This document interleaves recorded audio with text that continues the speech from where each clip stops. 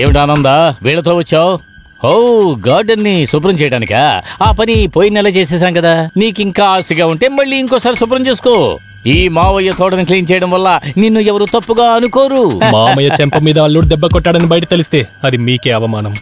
ఓహో, అంటే వీళ్ళని తీసుకొచ్చి నన్ను కొట్టడానికి వచ్చావా?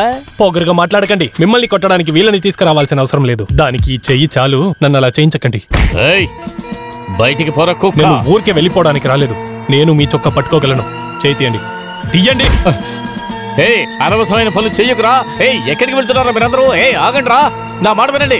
ఇవన్నీ తీసుకువెళ్ళడానికి నువ్వెవడివి రా? నీ చేతులు నరికి నాకు నా అమ్మకి చేరాల్సిన ఆస్తే అది తెలుసు కదా. ఆ లెక్క తెలుసుకొని ఆ లెక్క తేల్చడానికి నేను ఇక్కడికి రాలేదు. గవర్నమెంట్ నన్ను నమ్మి ఇచ్చిన కొన్ని వస్తువుల్ని అక్కడి నుండి తీసుకొచ్చి ఇక్కడ పెట్టారు. అవి తీసుకెళ్లడానికే వచ్చాను. తీసుకురండి రా. రౌడీజం చెయ్యకు, కాళ్ళు విరగొడతాను. అక్కడే నిలబడండి. వస్తున్నా. ఏం చేస్తున్నారా? అక్కడ పెట్టండి. ఎక్కడ వస్తువులు అక్కడే పెట్టండి. మీకే చెప్పేది. అయ్యో అన్ని తీసుకువెళ్తున్నారే. ఆగండ్రా ఆగండ్రా. అది అక్కడే పెట్టావు. తీసావంటే కాళ్ళు జోలు విరగొడతాను. పోరా ఇక్కడి నుంచి. ఇలా ఇవ్వు ఏమంటుంటాయి. ఎవరా? ఏదైనా ఏమి తీయకండి రా. నేను చెప్పేది వినండి. అక్కడే పెట్టండి. ఏ వస్తువులు తీయకండి రా. అయ్యో అన్ని తీసేస్తున్నారే. అయ్యో దీన్ని కూడా తీసుకెళ్ళిపోతున్నారా? అయ్యో అన్ని తీసుకెళ్తున్నారే.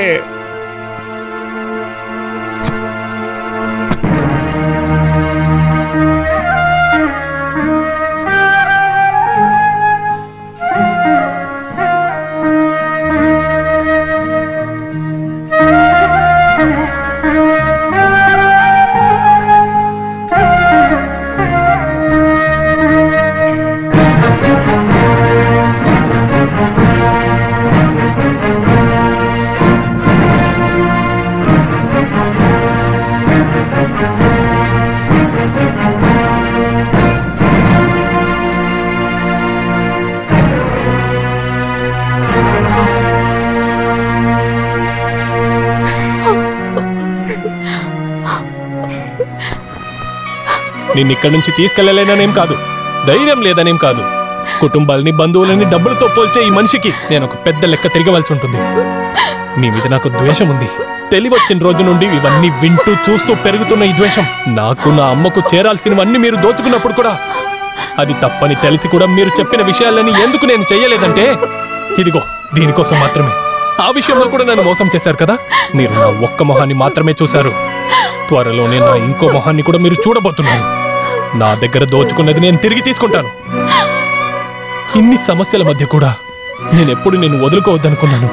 వస్తాను. అది బావా.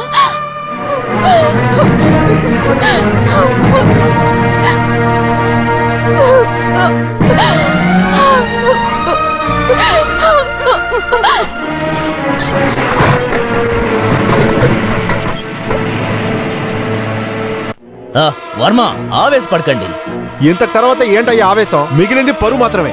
వాడు ముందు ఆ ముసలోడు ముందు నా పరువు పోయి అక్కడించి వచ్చేటట్టుగా అయింది. వదిలేయండి అన్నయ్య, ఇప్పటి వరకు ఎదురు చూసాం, ఇంకొద్ది రోజులు చూద్దాం. నందన వర్మ చెప్పింది కరెక్ట్. దాన్ని తీసి తాగేసి ఇక్కడి నుంచి బయలుదేరు. నేను ఏమైనా చెప్పేస్తాను. తక్కువలో తక్కువ 2 రోజులే. ఆ తర్వాత అంతా మనదే కదా. నువ్వు వీళ్ళలాగా పిచ్చోడుగానే ఉన్నావు. వీళ్ళందరూ కేసుని 10-20 సంవత్సరాలు కోర్టులో పెట్టి ఆనంద్ ఇన్ని సంవత్సరాలు కోర్టుకు రాలేని విషయం ఒకటే. నీకు తెలుసా?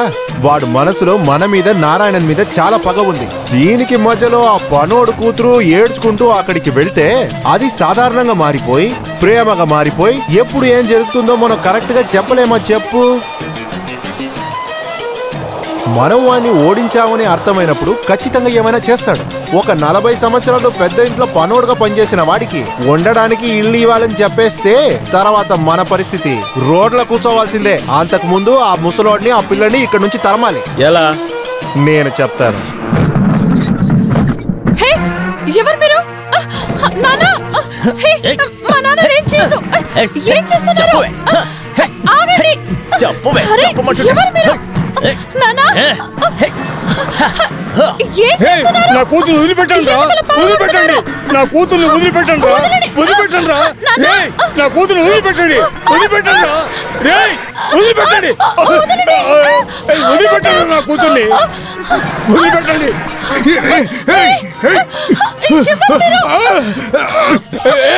ఎవర్రా మీరు?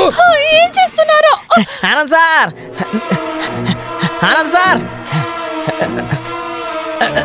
ఆ తాతని ఆ అమ్మాయిని 4-5 కలిసి కొడుతున్నారు సార్.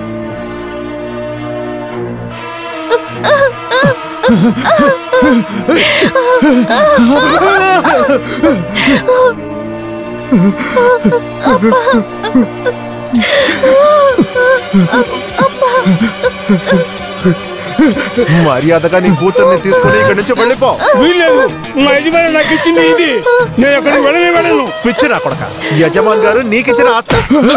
చాలు ఆపు.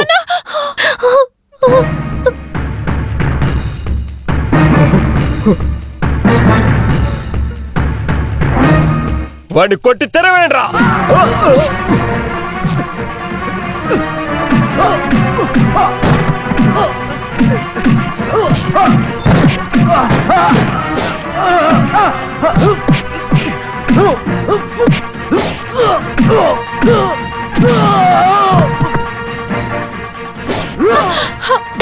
కొట్టకండి.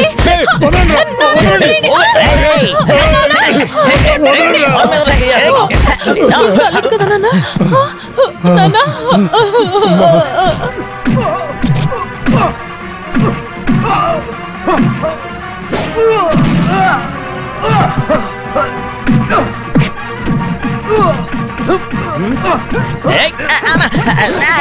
నా మీద చేస్తావా? ఇప్పుడు చూడు, నేనేంటో చూపిస్తాను.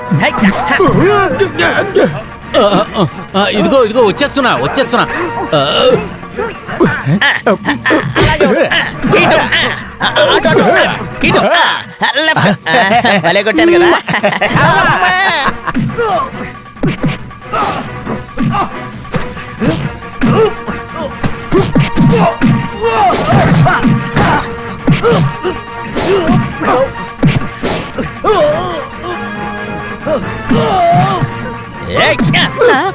అరే మిమ్మల్ని కొట్టాను. అయ్యో వదిలేండి.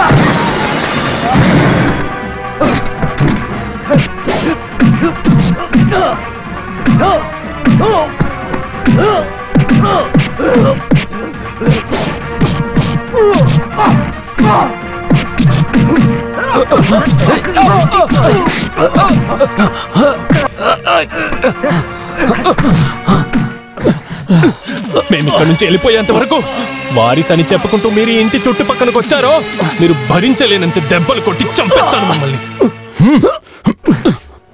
తీరా నా మీద చేసుకుంటావా?